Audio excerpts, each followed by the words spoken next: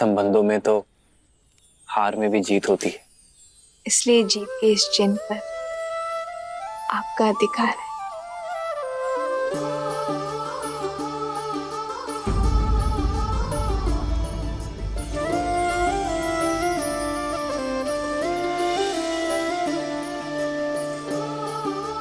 कितनी शीलवती है हमारी सीता। कैकेयी दीदी तो मिलने से पूर्व ही समझ गई थी।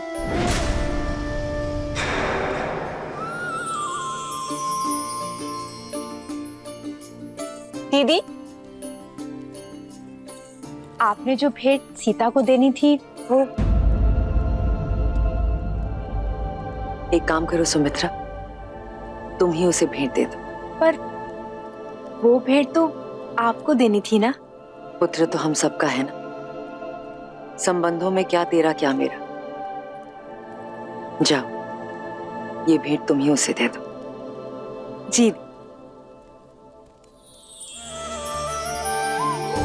एक है पौरुष, एक समर्पण, एक है रूप तो दूजा दर्पण। सीता करती उनकी पूजा, राम से आसा प्रेम न दूजा। भैया राम की जय, भैया राम की जय, भैया राम की जय, माता सीता की, माता सीता की जय, माता सीता की।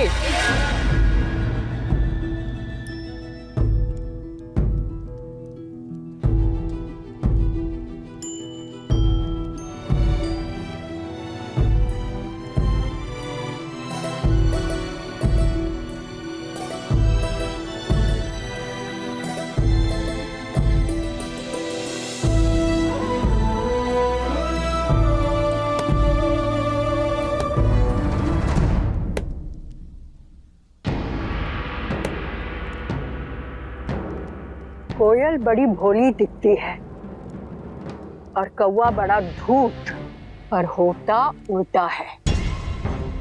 कोयल कव्वी का अंडा नीचे गिराकर अपना अंडा कौवे के घोंसले में डाल जाती है और भोली कव्वी उसे अपना समझ लेती है, किंतु जब अंडे से बच्चे निकलते हैं तो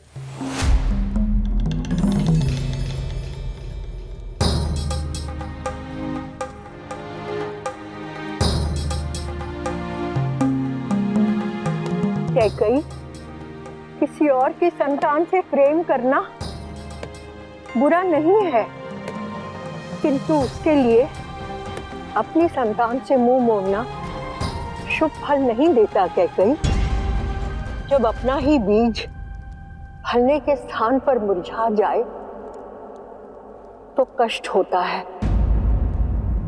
ना? मेरी बात मानो कैकेयी, अपने पुत्र के भविष्य को बिगाड़कर महान बनने से श्रेष्ठ है स्वार्थी बनकर उसका हित साधो। माँ यदि स्वार्थी ना बने तो ये संसार माँ को क्यों पूजेगा? कैकेयी, तुमने मुझे माँ बुलाया है ना? मेरी बात सुन रही हो ना? कैकेयी, संदेश भिजवो। भाई युद्धजीत मुझे शीघ्र अतिशीघ्र अयोध्या में चाहिए। हाँ, भिजवाती हूँ।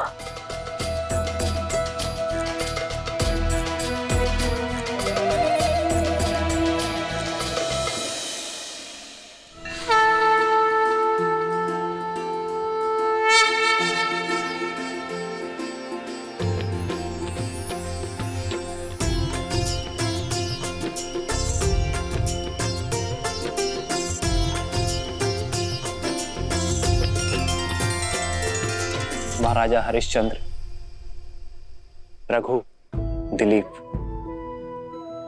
और भागीरथ जैसे महान पूर्वजों के प्रताप से ही आज अयोध्या ऐसी है सीता। इनके लिए सच्ची श्रद्धांजलि ये होगी कि अयोध्या की सफलता और समृद्धि सर्वोच्च शिखर पर पहुंचे आपके नेतृत्व में। मेरी नहीं, हमारे। क्योंकि सीता राम से ऐसे जुड़ गई है कि इसे कोई भी किसी भी प्रकार से इस राम से विलग नहीं कर सकता। ये राम और इसकी यात्रा तुम्हारे बिना अपूर्ण होगी सीता,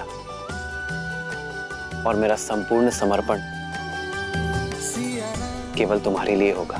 सिया राम, सिया राम, सिया राम। कितनी सुंदर है ना हमारी अयोध्या। हाँ, पर देश की सुंदरता वाटिका, झरने या नदियों से नहीं होती, बल्कि वहां की प्रजा, संस्कृति, प्रजा के राजा से संबंध से होती है। मुझे वास्तविक अयोध्या देखनी है श्री राम।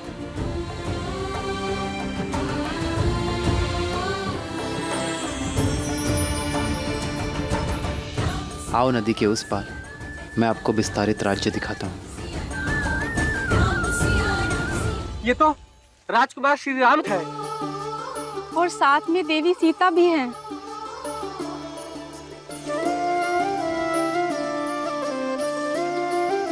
आप दोनों के दर्शन पाकर धन्य हो गए।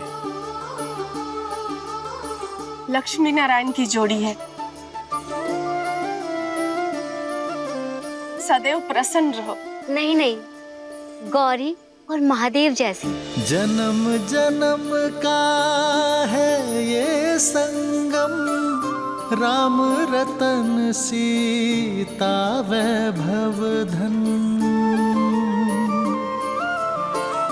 एक है पौरुष, एक समर्पण, एक है रूप तो दूजा दर्पण। राम है लोचन, सीता दृष्टि, ऐसे राम है चलाओ। बादल, सीता वृष्टि।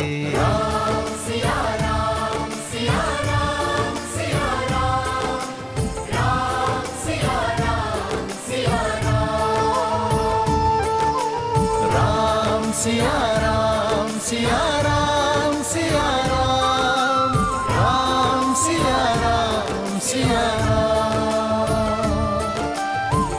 सीता को रखते हृदय रघुराई, पूर्ण राम को करने आई। सीता करती राजकुमारी जी, उनकी आप भी खाइए ना। पूजा, राम सिया सा प्रेम न दूजा। राम सिया राम, सिया राम, सिया राम, राम सिया राम, सिया राम, सिया सिया राम की जय आप सभी का इस प्रेम के लिए धन्यवाद। धन्यवाद तो आपका कि आप दर्शन दिए। हम तो अयोध्या भी ना आ सके आपके स्वागत में। क्यों? आपको सूचना नहीं मिली थी? सूचना भी थी और निमंत्रण भी, किंतु साधन नहीं था। भूमि मार्ग से यहाँ से अयोध्या जाने में अत्यधिक समय लगता है। पर उत्तर दिशा से सरयू पार कर एक छोटा मार्ग भी तो है अयोध्या के लिए। उस दिशा में ही तो सरयू पार करना बाधा है रघुनंदन।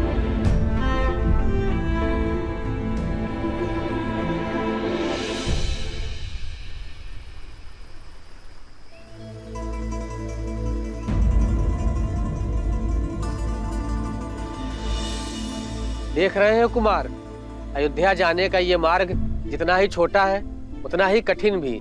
अभी तो सरयू शांत है, किंतु इस स्थान पर गहराई अधिक है, और जब सरयू में तेज बहाव आता है तो कोई भी इसे पार नहीं कर पाता। युवा तो जैसे तैसे स्वयं को रस्सी से बांधकर पार भी कर लें, किंतु बूढ़े और बालक वो कैसे करें? यदि नदी मार्ग का अवरोध है तो सेतु बनाइए। नौका का प्रबंध मैं कर दूंगा। शांत है सरयू तो नौका काम आती है। शांत सरयू पर सेतु बन जाता है, किंतु तीव्र बहाव उसे तोड़ देता है। महाराज दशरथ ने भी कई प्रयास किए और हम सभी ने भी, किंतु यहाँ नदी का बहाव इतना तीव्र है कि सेतु के लिए आधार बनाने को डाले गए पत्थर नदी तल पर रुक नहीं पाते।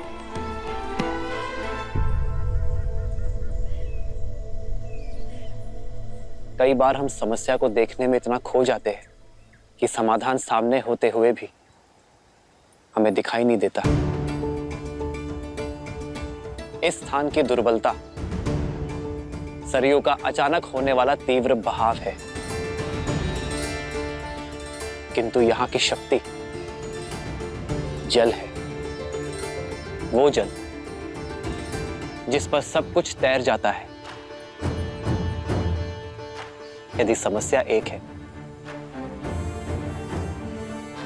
तो नौकाएं अलग अलग क्यों?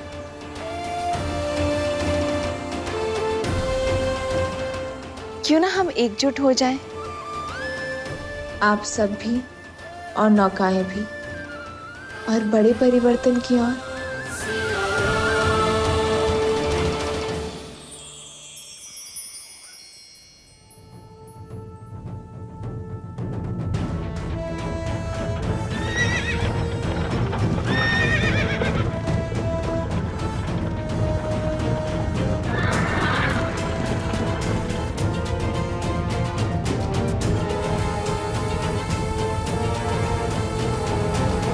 पिताश्री बहुत ही चिंतित है कि भरत का विवाह एक ऐसे परिवार में कैसे।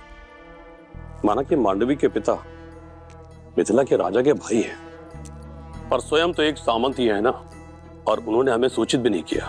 केवल मामा नहीं, माँ को भी बहुत देर से पता चला, किंतु आप पिताश्री से कह दीजिएगा मेरी चिंता ना करें। उनकी पुत्री अपने समस्याओं का हल निकालने में सक्षम है। आप केवल भरत को पुनः कैकैया ले जाने का प्रबंध कीजिए, उसका राजनीतिक प्रशिक्षण पुनः करवाइए, नेतृत्व में इतना तीव्र कराइए उसे कि उसकी मां कैकई को उस पे गर्व हो। के राजकुमार युद्धजीत महारानी कैकई के साथ पधार रहे हैं।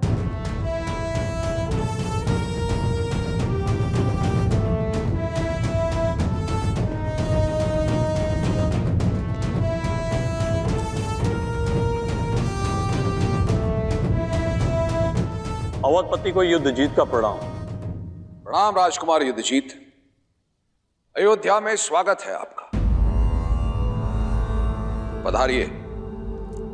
मामाश्री प्रणिपात, सूचना भिजवा देते, स्वागत के लिए सज्ज रहता मैं। जब कार्य विशेष हो और दूरी अधिक तो सूचना भिजवाने का क्या लाभ। वैसे भी तुम्हारे विवाह की सूचना मामा को नहीं मिली।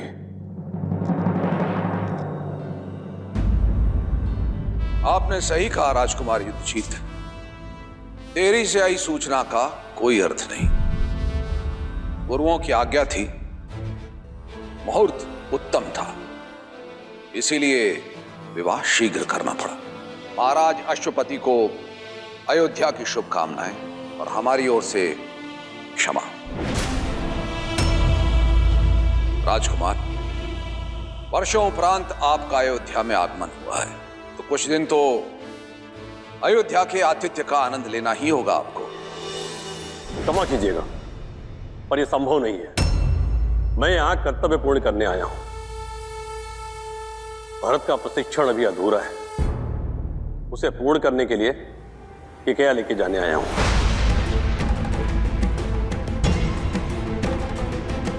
ये कैसी बातें कर रहे हैं आप राजकुमार?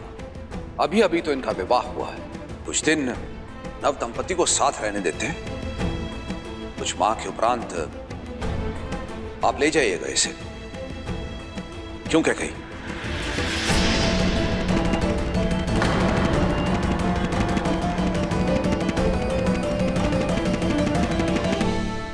आप बहुत लंबी यात्रा से आए हैं राजकुमार, कुछ दिन विश्राम कीजिए। बीच में बोलने के लिए क्षमा चाहता हूं पिताश्री, परंतु अपने कर्तव्य से विमुख होना ये अयोध्या की परंपरा नहीं। मैं आपका पुत्र हूं। जो आरंभ किया है उसका संपन्न होना आवश्यक है। अतः आप मुझे मामा श्री के साथ कैकेयी जाने की आज्ञा दीजिए।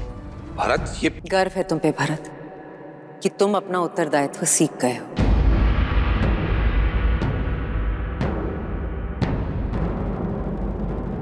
मां, ये सब राम भैया की कृपा से ही हुआ है। जीवन का ये मंत्र मुझे राम भैया ने ही सिखाया है।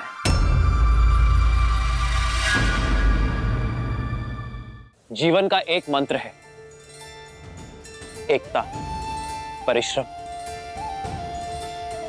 और विश्वास।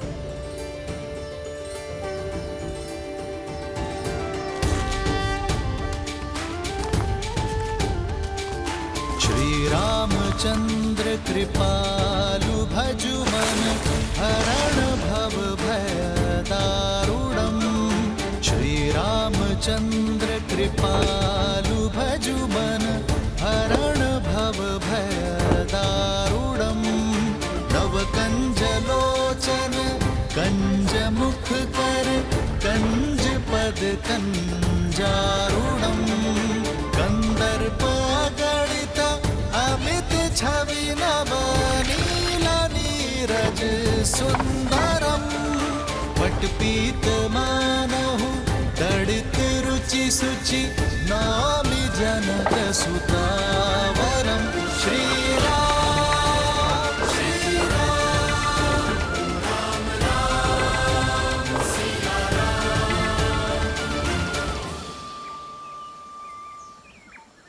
समस्या इतनी कठिन और समाधान इतना सरल। वर्षों की समस्या का हल प्रहरों में ढूंढ लिया आपने।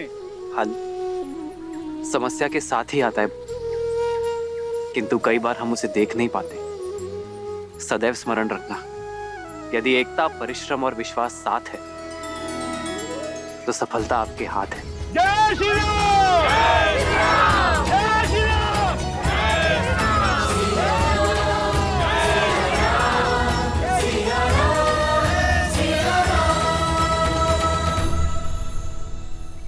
आप ऐसे क्या देख रही हैं देवी?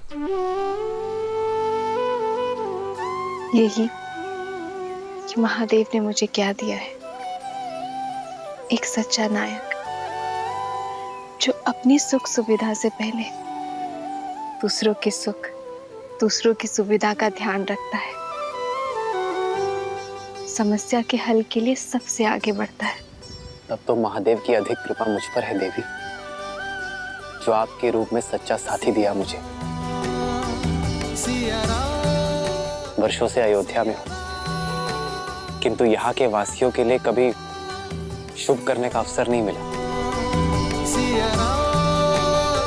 आप आई, शुभ मार्ग भी बन गया।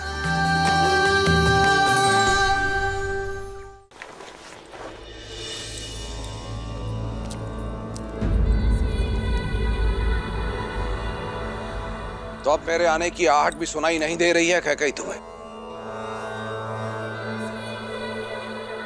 इतने से अपराध पर इतना क्रोध? ये तुम ठीक नहीं कर रही हो। बिना मुझसे कोई विचार विमर्श किए तुमने अपने भाई युद्धजीत को यहां बुलाया, ये ठीक नहीं है। और फिर भरत ने तुम्हें बताया ना कि विवाह के समय वहां मां के रूप में सीता उपस्थित थी, और मैं अपने गुरुओं की आज्ञा की अवहेलना नहीं कर सकता था। स्मरण है आपको महाराज, प्रथम बार जब मैंने सभी पुत्रों को अयोध्या से भेजने की बात की थी, तब आप ही ने मुझसे कहा था कि मैं केवल अपने पुत्र भरत के विषय में सोचूं। तो क्या यह अनुचित है? कैकेयी, मुझे स्मरण है, मैं तब भी भरत से प्रेम करता था और आज भी भरत से प्रेम करता हूं। अंतर करने का प्रयास तुम कर रही हो। मैं केवल ये कहने के लिए आया हूं, परिवार में दरार डालने का कार्य मत करो। परिवार पर किया गया ये वार फिर से परिवार को सम्मिलित तौर पर खड़ा होने नहीं देगा।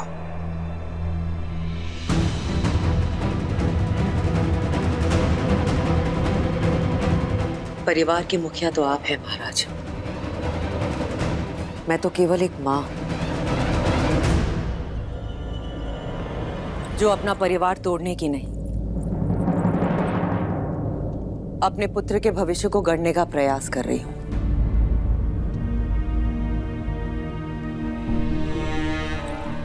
कैकेयी, इतने वर्षों के उपरांत मेरा परिवार एकत्रित हुआ है। मेरे चारों पुत्र मेरी दृष्टि के सामने हैं।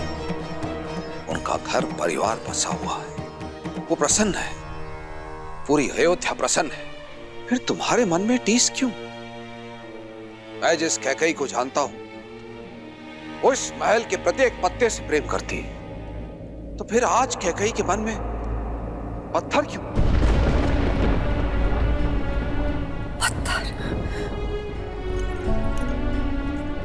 पत्थर हूं मैं? मेरे समर्पण, मेरे प्रेम के पुरस्कार में ये लांछन दिया आपने मुझे? कैकेयी मेरे मैं आपके शब्द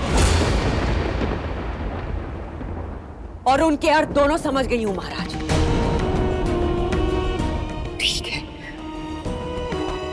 अब मेरा हृदय पाषाण ही सही, आपके लिए भी और आपके परिवार के लिए भी। देखो, मैं केवल ये बस मुझे एकांत में छोड़ दीजिए। अपनी इस पत्थर दिल रानी को इन पत्थरों की दीवारों के बीच में एकांत छोड़ दीजिए। अपने मन की टीस को अयोध्या के परिवार की दरार मत बनाओ कैकेयी। अयोध्या की रानी और एक मां की गरिमा का मान करो, अन्यथा सर्वनाश निश्चित है।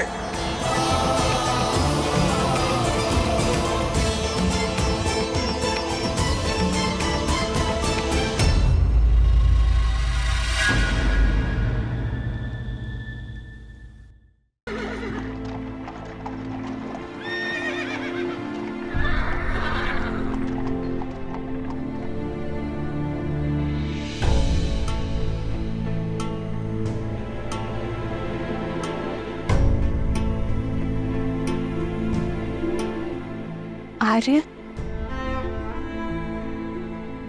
आर्य, ये सब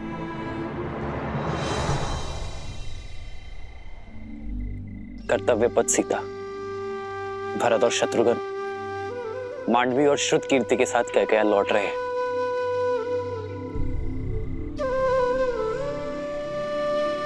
आओ।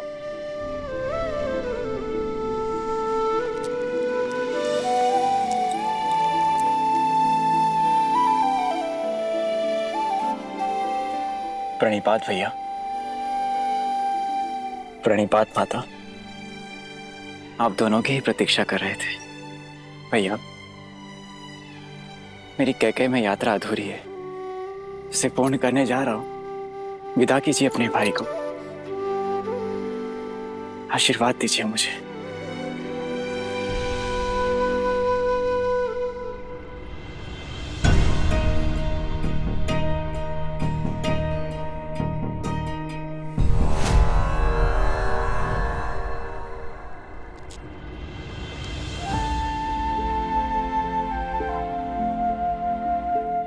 ये देखकर प्रसन्न हूं मैं भरत कि मेरा भाई उत्तरदायी हो गया है।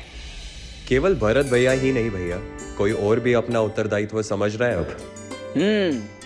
तभी तो मेरे शत्रुघ्न के सामर्थ्य और समर्पण पर पूरी पुस्तक लिखी जाएगी। शासक हो तो सूर्य जैसा, जो अपना मार्ग स्वयं प्रदर्शित करता है। सूर्य के मार्ग पर चलना भरत। भैया, मेरा मार्ग तो सदैव आपके पद चिन्हों से होकर ही निकलेगा।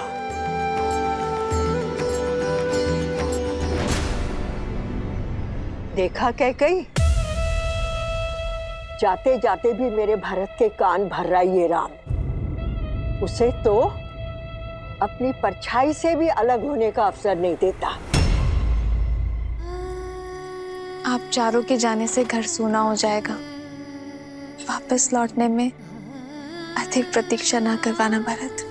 शीघ्र लौटूंगा भाभी माँ। विदा कीजिए भैया।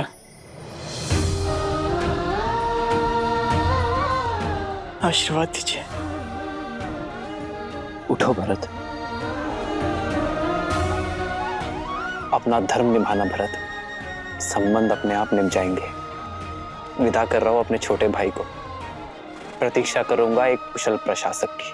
और मैं वही कुशल प्रशासक बनकर लौटूंगा।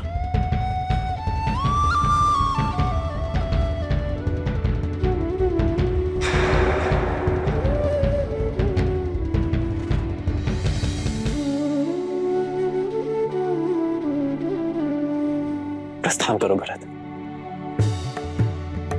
लक्ष्मण,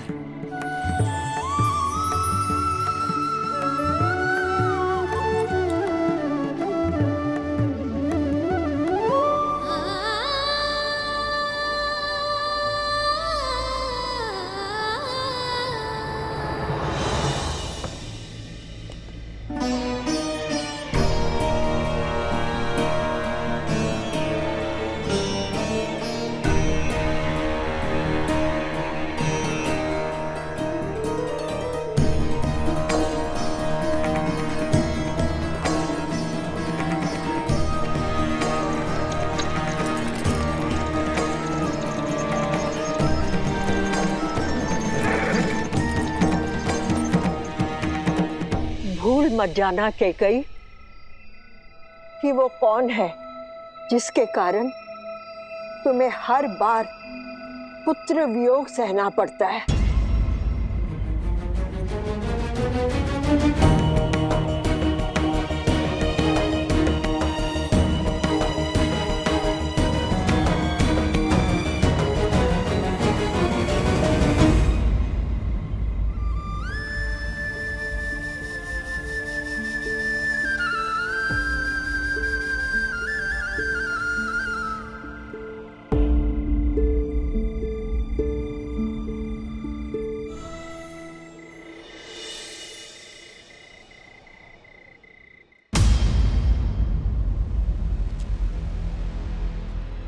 बड़े दृष्टिहीन माता पिता की इकलौती संतान हूं। आप उन्हें जल पिलाने की तुमने दो अंधों के जीवन का सहारा छीना है। तुम भी अपने आंखों के तारे से दूर हो जाओगे। अपने धर्म रक्षक पुत्र के वियोग में तरस तरस कर मरोगे तुम। ये बूढ़े दुखी पिता का श्राप है, श्राप है।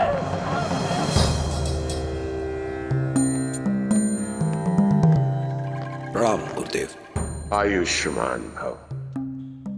महाराज, अचानक स्मरण किया? सब कुशल तो है? जब मन में चिंता के बादल छाए हों तो आशा रूपी सूर्य का स्मरण तो हो ही जाता है। ऐसी कौन सी चिंता है जो अयोध्यापति को खाए जा रही है? चिंता तो कर्म फल है गुरुदेव। मेरी चिंता का कारण मेरे पाप से मिला वो श्राप है।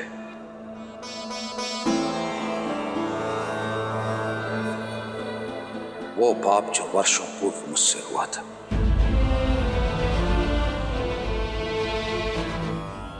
भय मृत्यु का नहीं है गुरुदेव। मृत्यु तो आनी ही है। भय तो मृत्यु के मार्ग का है। इस आयु में आकर पुत्र अपने पिता का सहारा बनते हैं, किंतु मेरे भरत और शत्रुघ्न फिर से मुझसे दूर हो गए। हम निरंतर यह भय सता रहा है कि कहीं मेरे राम और लक्ष्मण तो मुझसे दूर नहीं हो जाएंगे ना गुरुदेव। मेरा मार्गदर्शन करें। ये पल हर राजा के जीवन में आता है महाराज। अयोध्या की पताका लेकर आप बहुत लंबी यात्रा कर चुके हैं।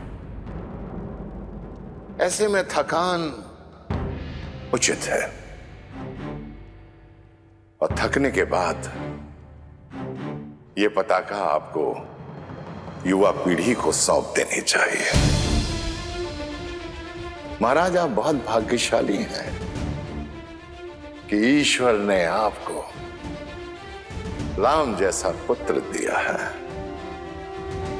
जो योग्य भी है और उत्तरदायी भी है, और प्रजा के बीच में जनप्रिय भी हैं। अपने धर्म और अपने शौर्य का परिचय पूरे संसार को दे चुके हैं, विवाहित भी है।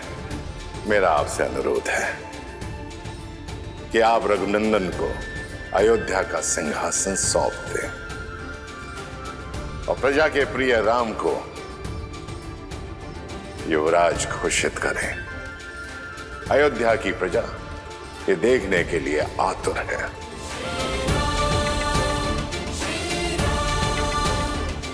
बहुत बहुत धन्यवाद गुरुदेव। सचमुच में थक गया हूं मैं, अचंभित हूं।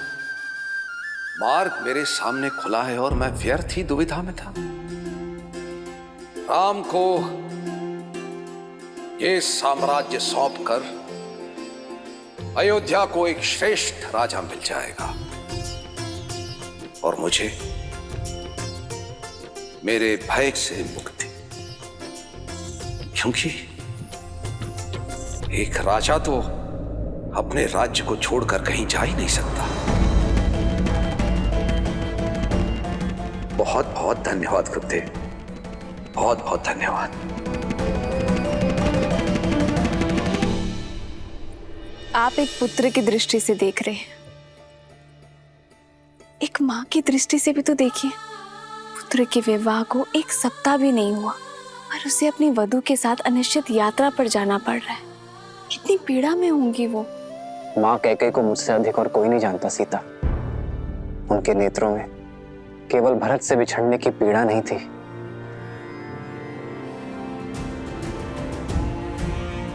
एक आक्रोश था।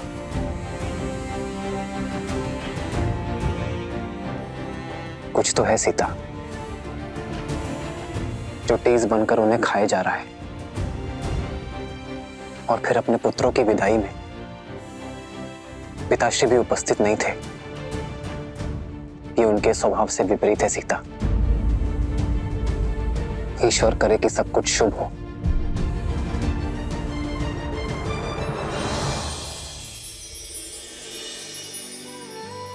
सब शुभ होगा जब माता पिता की वेदना को समझने वाला पुत्र उनके पास बैठकर उनकी मन की सुनेगा। उचित कहा तुमने सीता, इस विषय पर पिताश्री से बात करनी चाहिए।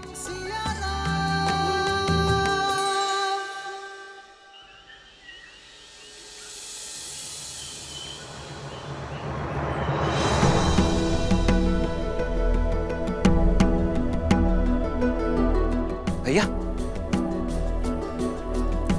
भैया, वो पिताश्री ने आपको शीघ्र बुलवाया है।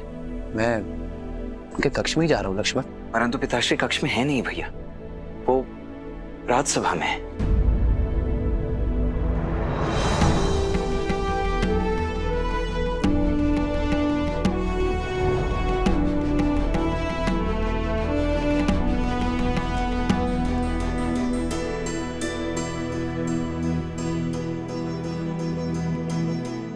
प्रणिपात पिताश्री। आयुष्मान भवा। प्रणाम आचार्य। यशस्वी भव। राम, मेरे पुत्र राम, यहां मेरे समीप आओ।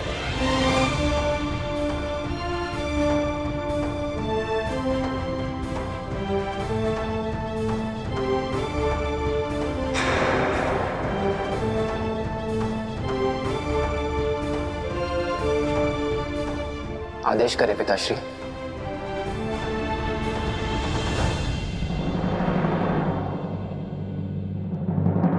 सभासदों, एक राजा का धर्म है अपनी अंतिम श्वास तक प्रजा और राज्य की सेवा करना। किंतु आपका ये दशरथ आयु और समय से जीत नहीं सकता। वृद्ध हो गया हूं मैं, इसीलिए गुरुदेव वशिष्ठ के परामर्श और अपने विवेक से मैं अपने ज्येष्ठ पुत्र राम को अयोध्या का अगला राजा, अयोध्या का युवराज घोषित करने का प्रस्ताव रखता हूं।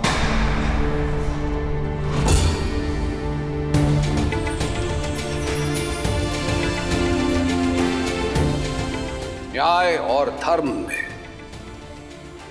राम की रुचि उसे इस सिंहासन का सबसे योग्य उत्तराधिकारी बनाती है। श्री रामचंद्र की, श्री रामचंद्र की, श्री रामचंद्र की जय, श्री रामचंद्र की, श्री रामचंद्र की, श्री रामचंद्र की, श्री रामचंद्र की, श्री रामचंद्र की। प्रेम के मीठे बोल बोल के इतना बड़ा घात किया उस राम ने। बेचारी कैकई, उसे तो इस चाल की भनक तक नहीं। सब नष्ट हो गया, मेरी इतने वर्षों की तपस्या नष्ट हो गई, सब नष्ट हो गया।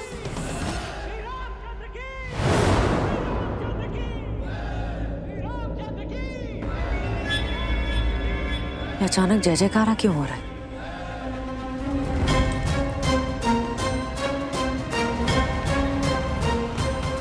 जय जयकार नहीं, ये मेरी कैकई के विनाश का नाद है। सब अनर्थ हो गया, तुम्हारा हर स्वप्न टूट गया। मंत्रा, क्या हुआ? तुम रो क्यों रही हो?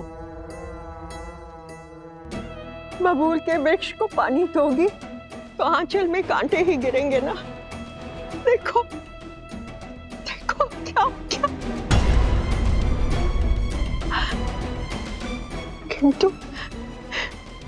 किंतु महाराज ने तुमसे परामर्श तो लिया होगा ना। तुम मान कैसे गई? तुमने ये होने कैसे दिया कैकेयी? तुम क्या बात कर रही हो? हुआ क्या है? सर्वनाश हुआ है।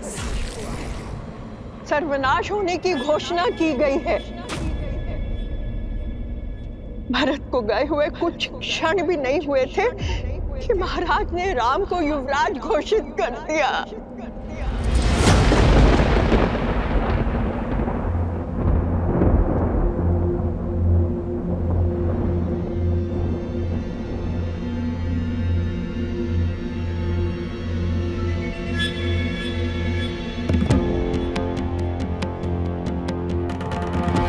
अब समझ में आया कि राम ने भरत को रोका क्यों नहीं।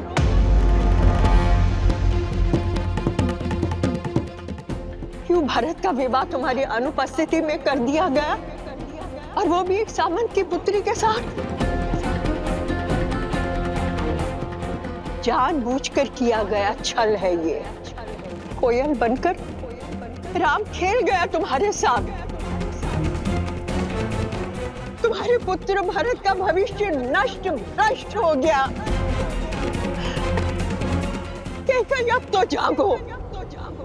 कब सोचोगी उसके विषय में?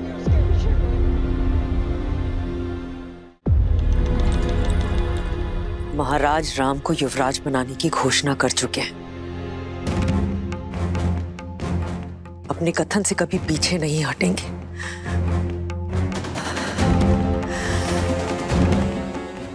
आपने मेरे पुत्र भरत के साथ ठीक नहीं किया महाराज।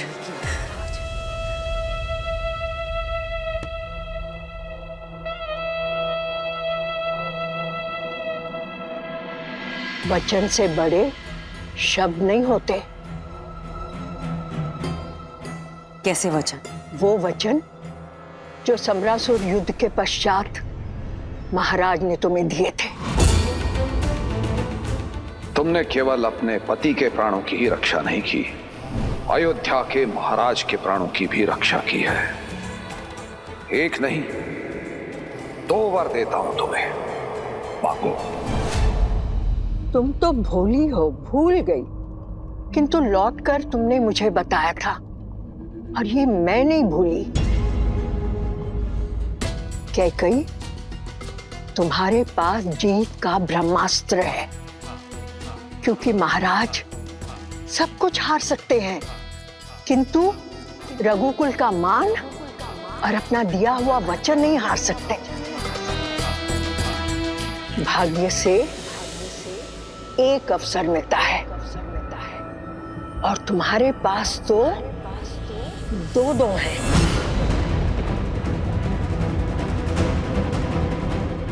मैं अभी जाकर महाराज से बात करती हूँ। रुको कैकई, तुम स्वयं वहां जाओगी तो ऐसे लगेगा कि हाथ फैलाकर भीख मांग रही हो। कैकई, ऐसा कुछ करो कि महाराज स्वयं तुम्हारे पास आए। ये श्रृंगार त्याग दो और कोप भवन में जाओ। मैं अभी महाराज को बुलाकर आती हूँ और 2 वचनों से राम की छाया को भरत से कैसे हटाओगी और क्या मांगोगी, ये सोचो।